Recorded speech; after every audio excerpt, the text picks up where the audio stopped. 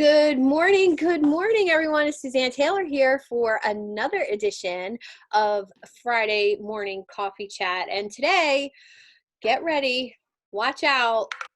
We are here with Keith Bailey on stage coaching. And I am super excited for this conversation today because Keith is all about personality, storytelling. He lets me be funny, and he encourages me to incorporate that into what I do. So when I first met him, I knew immediately that I wanted to know more. And I think he teaches people how to do that, which is really cool. So Keith, I want you to introduce yourself. Cheers to Friday Cheers. morning coffee chat. Nice hot cup of Joe. It's a great way to start the day. I Yeah. lead an enchanted life, Susanna, because uh, my wife wakes up about an hour before me. She takes a shower, gets herself ready, and then I wake up to a cup of coffee pretty much every single morning. Except for Thursdays, I'm up about a half hour before she is, and it is part of an enchanted life, and I'm eternally thankful for that. But coffee is a great way to start the day. Thank you so much for having me here today. An opportunity to connect with you and to connect with your tribe as well. And yeah, I see myself as a story enabler. I like And that. the story enabler side of things comes from a lot of clients that I work with feel like they don't, like nothing big has ever happened to me, and nothing interesting has ever happened to me, and I have no stories to tell. But if you are uh, alive and living, the things are happening to you all the time, right? And your brain, when you sleep, it stores all those experiences and those memories into our long-term memory, and then they just get kind of put away and dusted, and we it's not that we forget about them, it's that we're not actively looking at them. And what I do is I enable you to go back into your limbic mind, into your past, into your experiences, and take a look around for all the different crazy things that have happened to you. And then we take those stories and those memories and we turn those into stories, and we attach meaning to them. So when you're connecting with an audience, whether it is an elevator pitch, a boardroom presentation, a keynote, having just content is it's droll, right? It's dry. It's like Melba toast in your mouth. It's hard to swallow. But if you add a personal story to it, what ends up happening is that story of yourself elevates the audience's level of trust. Because if it's a very simple story and a common story, the audience can relate. Mm. And then when they relate to you, then they're like, oh, we've got so much in common. He loves cats. I love cats, or dogs, whatever your choice of pet is. But you have your audience there, and you're speaking to them in a place of elevated trust. And then when you do, you tie that salient point to it, because they've been in a state of their limbic mind, which in the limbic mind is really interesting. There are no words, there's no language, there's just feelings and emotions that live in the Love that. limbic mind. So when you're Yeah. telling a personal story, you're connecting with people on an emotional level.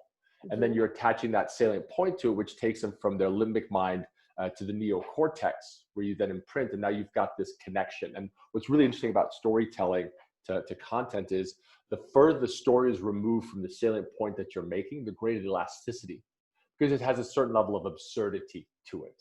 Oh, tell me more about that. Right? It's when I tell a story about a time where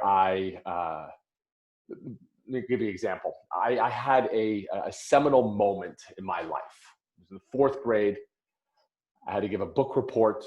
I lived in the United States for 1 year.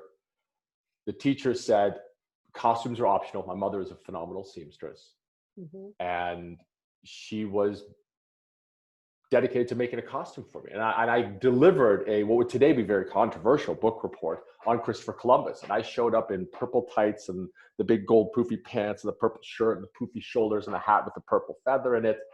And the entire audience laughed at me. And I delivered the best book report a fourth grader could. And at the end of it, while the kids were still laughing, the teacher grabbed me by the hand and ended up going to Mrs. Huddleston's third grade class and to Mrs. Smart's fifth grade class. And what I learned that day is when you show up as your true, authentic self, the haters will hate. Yeah. but those that believe in you will take you by the hand and show you the way. Awesome. So you have a personal story of something about Christopher Columbus, which you're not expecting is going to be tied to this salient point. But because the two of them are so far removed from each other, and there's also a lot of picturesqueness to it, and we've all Hmm. been in fourth grade, we can all relate to that story. We can all relate to some foreign kids showing up and laughing at them if you're in that part of the audience, or being on the receiving end of that. Hmm.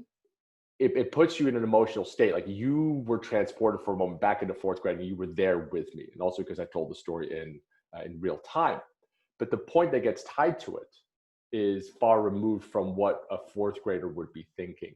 And Right. because of that, the elasticity between the two of them is so great. And the probability that you end up remembering that story becomes elevated. Yeah, it was like the words that you used to, you know, your mom was a phenomenal seamstress. The outfit, the colors, the texture. So immediately I saw this fourth grade little boy in an outfit with a purple feather getting laughed at. Like immediately I knew there was going to be, you were going to get made fun of for this. But a teacher would see it as, wow, you're so brave and you're so amazing, and this, I'm gonna take you to another room, you're gonna deliver it again and Yeah, again. And I mean, really, that was a really cool story that you probably didn't realize the magnitude of that moment until you were an adult and revisited that story. correct, correct. Yeah, I actually recalled this story about 6 months ago. Hmm. I hadn't thought about it. There's a game that I play. It's called With One Word, and with one word we pick a word. The word is doesn't matter, but it needs to be in the moment. It can't be preconceived, Okay. and then you apply some really freeing tenets. The first one is first thought, best thought, which is a mindset by Allen Ginsberg, who is an incredible poet, and it's how he explained how he wrote poetry. Right? Mm. He just opened his mind. The first thought came to him was the best thought he would write on it, which is freeing because we have a tendency uh, to just like discount the first thing that comes into our head, and we take the opposite stance, which is the no but, which is a great way to end a conversation, Hmm. even the conversation you're having with yourself. And we talk to ourselves all day long, at least I do. Yeah, well, I do So too. the second tenet is yes and. So you have that first thought, and then you think yes, and what is my personal connection to it? And then from that, you just start going back into your mind and exploring things. And the third tenet is free association. You're free to move around wherever in your mind you may go. But Hmm. the objective is to just go back into our experiences and start pulling those things forth. And there's a phenomenal storyteller. I hold this man up in incredibly high regard. His name is Matthew Dix. And Matthew Dix speaks about what is most common is most universal, which is Yes. why having the really big, grandiose story of surviving the Titanic or climbing Mount Everest, people can't relate to that, Right. but you can relate to a fourth grade story. Yeah. So for the what I do as a story enabler is I free my clients from the chains that they hold themselves down by, that I have nothing interesting to share, and we go and find these really fun common experiences that they've had, and then we shape them and mold them into a presentable story that they can attach a salient point to. And for me, I have the most fun. Like I am in Yeah. I mean, it's such a fun state. it's almost like you're playing with the memories, the words, the descriptions, and, really looking back at those stories, whether they were 6 months ago, 6 minutes ago, or, back when you were in fourth grade. Yeah, We don't have to talk about how many years ago that was. that's 40 Um, years ago. yeah. Yeah. Yeah, I didn't want to I'll say it stamp myself. personally. That's okay. You can admit how old you are, but I'm gonna hold that right in. But I really think the magic comes in where you can attach your own personality and the details of the story. So what I liked was that you gave color details, you gave sound details, the kids laughing in the classroom. I could feel that emotion, but also when you mentioned your mom, I felt that sense of pride. Like there were so many emotions in that story. So yeah, I'm really excited. I think we should play that game. Yeah, yeah. And here's an important thing about playing the game. Two things are really important is uh, you, when you search for these stories and experiences, Hmm. right? We search for them, then we shape them in our mind's eye, and then we have to share them. A critical component to become a good storyteller is telling the story out loud and not overthinking it, and Yeah. especially the first time telling it, because the first time you tell it, you're going to notice that there's these emotions that wash over you, Hmm. and you want to embrace those emotions, because when you sit upon that stage and deliver your personal story, you're going to feel those emotions every time, and the Yes. audience is going to feel it as well. And I think that's the beautiful thing about sharing personal story. Yeah. So, yeah. Let's play a game. So the game that I'd like to play is it's called First Best Last Worst. Okay. And what we're going to do is I'm going to give you a word, Hmm. and then you're going to think about your first interaction with it, your best interaction, your last, and your worst. And Ooh. and, and, All and right. I'm gonna I need a sip of need, coffee for this need one. need a sip of coffee to spark the neurons. And what's great about this is you have all the answers. Hmm. You have all the experiences. They all live within you. But what first I'd like for you to do is just that you could write down a piece of paper, Okay. uh, the first, the best, the last, and the worst, and just the moment, right? And then I'll give you a second prompt of what we're going to do next. First, best, last, worst. Okay. Got it. Got it? All right. So your trigger word is vacation. What was your first vacation? What was your Okay. best vacation? Wow. The Okay. last vacation? What was your worst vacation? So take those and just jot down like location, the place you went to. Perhaps it's a person that makes you think of your worst vacation, and just put those down.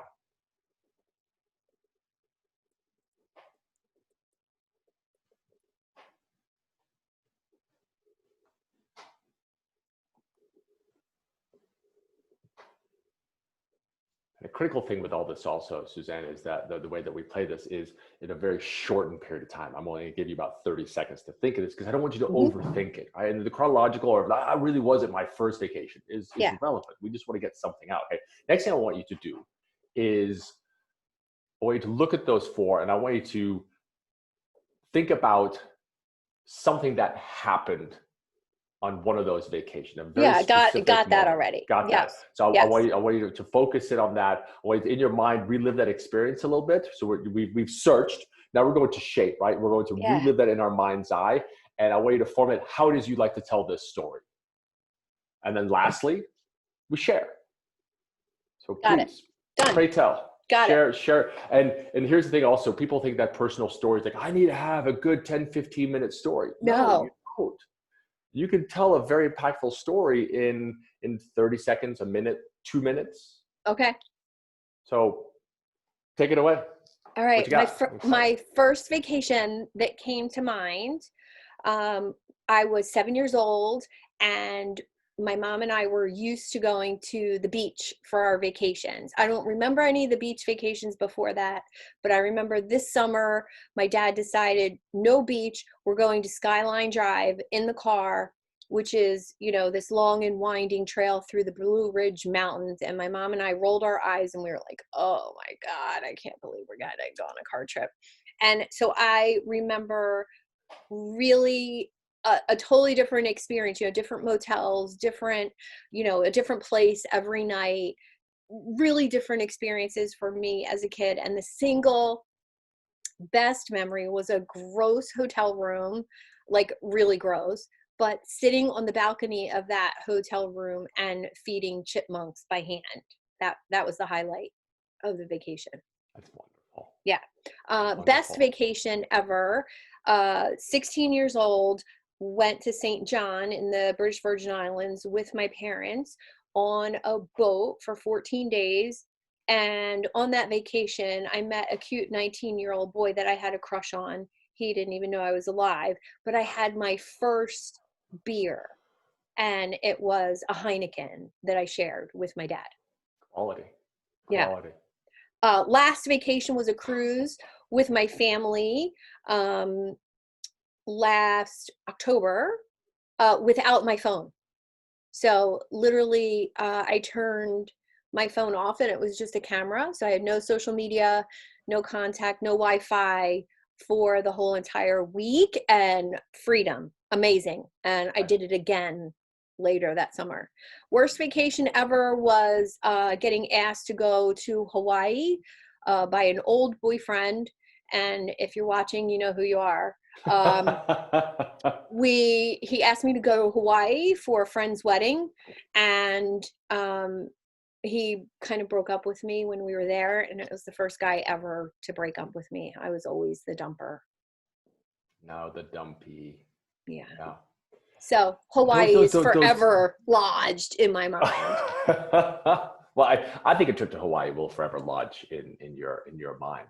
What I like about all these stories and these experiences, your personal experiences, is as you're telling these stories, and this is what I love that happens for the audience, is the brain activates. And so in the first story, like one of the things that you mentioned was about feeding chipmunks, right? And for me, I instantly go to a moment in time when I was probably about 9, 10 years old, and we lived in a duplex, and there was a little ground squirrel that would come out every morning, and we would feed it Cheerios, right? And I just have that flash in time. And you talk about going on your cruise, right? I've also been on a cruise, and I instantly put myself on a boat, and I'm there with you.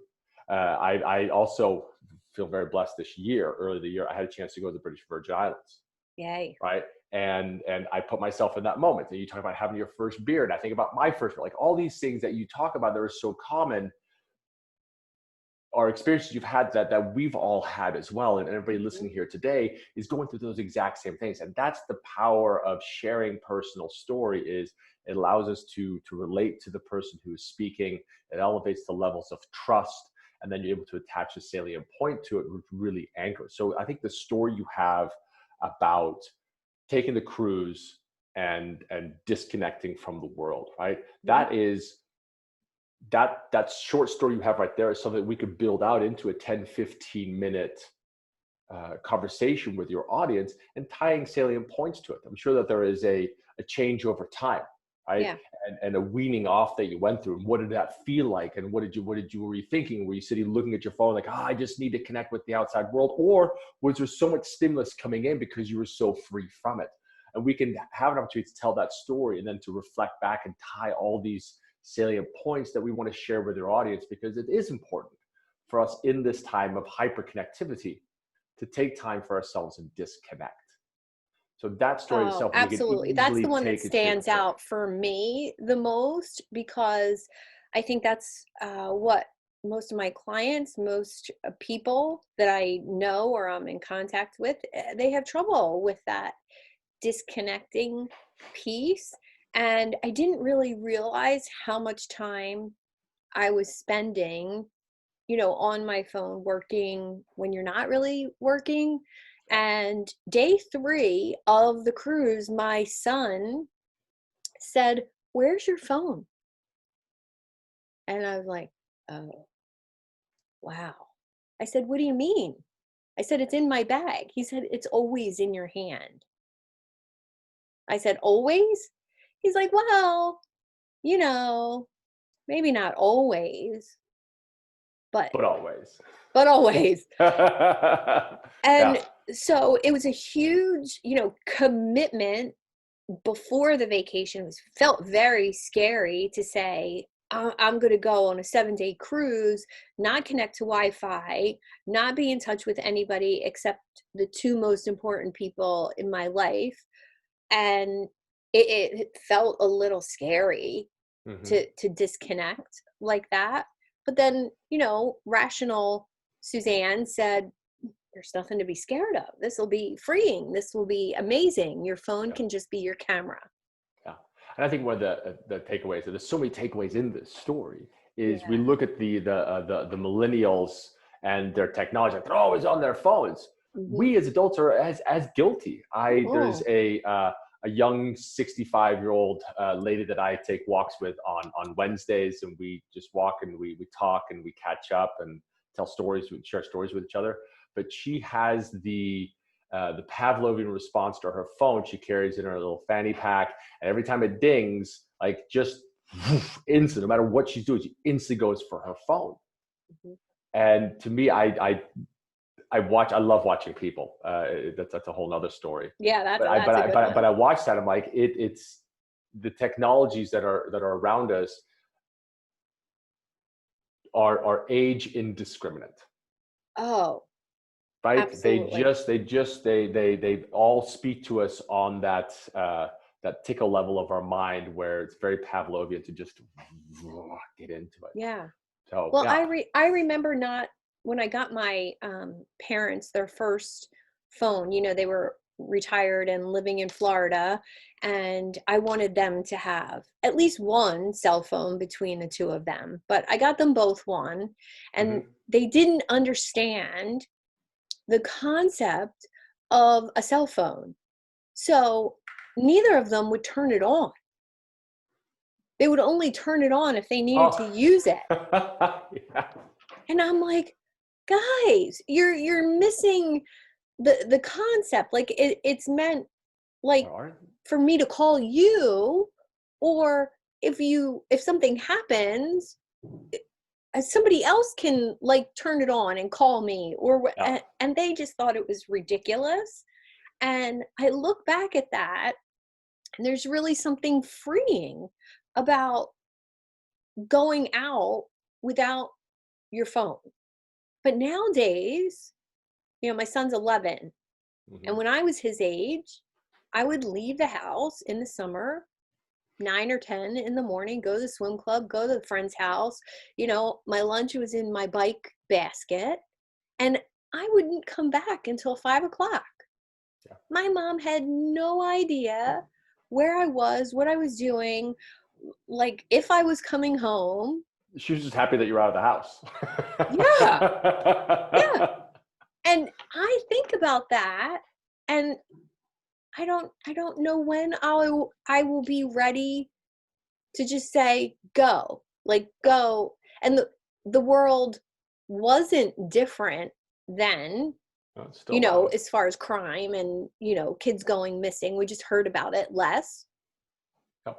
And I think about that. I'm like, well, how did my mom know where I was? How does she keep track of me? I have no idea.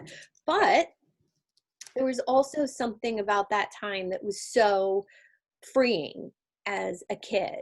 And that's what I got to experience on my cruise. Yeah. And I want to take us back. Okay? Yeah. All this conversation, this dialogue, this interaction all came from one word: vacation. Yep. And a little bit of focus. So whether we're getting together or where you're sitting down to write personal story for a chance to present it on a stage, on any of the proverbial Shakespearean stages, because all the world is a stage. That's how I see everything. This is a huge stage these days. But to be able to come together and share these kinds of stories, right? And there's a lot of organizations that I work with that I share this game. And I didn't invent the game First Best Last Worst. I'm not the creator of it. I'm just an adopter and a user of it, because it's the easiest way to spark random conversation. I love it. I love it. We get on this thing and we talk about the din and the clatter that is around us at all times. And this game is a great escape from that, but also a great opportunity to connect with each other, because I've never sat with you across the table at a coffee shop. Right. But yet I feel so close to you because I know you a lot better. And I'll never forget that. I'll never forget that story. I'll never forget that commonality that we have. And it was really fun. My wife, who sees me play this game all the time, for my birthday, brought a whole bunch of people together. She's like, all right, we're going to play First Best Last Worst. And the word is Keith. Oh. It turned into the most riotous roast I have ever. So we're like, I've got my best story is also my worst story of Keith. And we just went around the room, and people just shared story. and Oh, so much fun. So much that fun. is such a gift, Hmm. that to hear those things from, family, friends. Sounds like really good time. So I'm Yeah. excited to wrap this up with our big announcement of Yes. what we have coming. So we have a workshop coming up, and I'm going to let you describe what you're going to do in this hour-long 90-minute workshop. Yeah. Um, And and it goes by so fast, so this fast. workshop. It's myself and my business partner Elise Bloom. We co-host a thing called Trust Working, and trust working is the first step to being successful at networking. And we break down, we play a bunch of first best last worst, and then we pull for a story, and then we put you in a room with somebody else along with some guidance of how we want you to interact in that conversation. And basically what we teach you is, and this is such a really fun, great way for people that struggle with networking, or Hmm. perhaps introverted, like I don't feel like I have anything to say, I don't know how to get the conversation going. We show you how it is you can go into a networking situation with a game plan and to find success of connecting with the other person. Because here's a misnomer in networking. People think they're going to go to a networking event and find their next client or find their next job or find their next big thing. That is akin to the same logic of, I'm going to go out for an evening on the town, I'm going to find me a wife, I'm going to find me a Yeah. How life many partner. times does that work? It doesn't. It's at least not that I know of. The Yeah. objective of networking is to meet like-minded people that you have things in common with, that you can align with, so you can get a personal relationship going to where the next thing happens, which is they introduce you to their network. And that's how your network grows. But you want to meet people that you have something in common with. So we play a game, because I love game playing, because it puts the mind in a really fun, active state. And we turn networking into a game that you can win every single time Love it. by being able to connect and just build trust. If we have trust with each other, then we're open to sharing more. Yeah. It's super fun. It's an hour and a half long. There's a lot of breakout session. There's a great instruction on it, and at the end of it, you leave with the self knowledge and the belief in self that I can go into any networking situation and be successful. Well, that's awesome. And that's coming up on Thursday, June 9th at 7 p.m. And we'll have all the details from that for that coming soon. Yep. And I'll post it with this video underneath, and you can get registered and experience what Keith just did with me and how he can pull those stories out of you. And I'm so honored to be connected to you, which I'll just share that we did through networking with someone else. So it's really incredible when you're open to meeting new people, getting connected, and when you listen to the people that you're connecting with, it's like immediately Michaela, who connected us, she knew, right? Yep. And I love when that happens. So I'm excited to create more of that with you, for my tribe, for your tribe, for whoever joins us in that workshop, which I'm there to learn. I'm not teaching this one, guys. So this is, come with me and learn from Keith. This will be an amazing, amazing ride. Thank you so much, Keith, for being here for Yeah. Coffee Chat. And I can't wait for what's coming in the future. Have a great day. It's gonna be so fun. It's gonna be so fun. Happy Yes. coffee day. Cheers. Cheers. Cheers.